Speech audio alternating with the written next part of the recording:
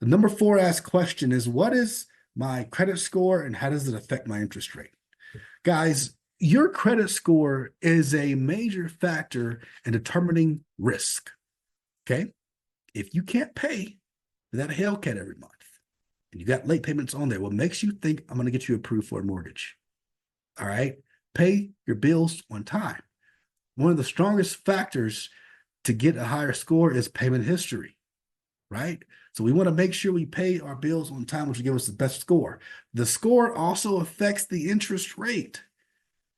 The higher risk you are, the higher rate you're going to get, okay? Because there's a chance you're going to default on your mortgage, and because you're going to default, it's going to cost us a lot more money. So we're going to charge you more up front. We're going to charge you more interest. We're going to charge you more in fees, right? Having a lower credit score can be expensive. Having bad credit is very expensive, right? So the better the score, the better the payment, the better the terms, right? The better your rates. It's overall just a lot better.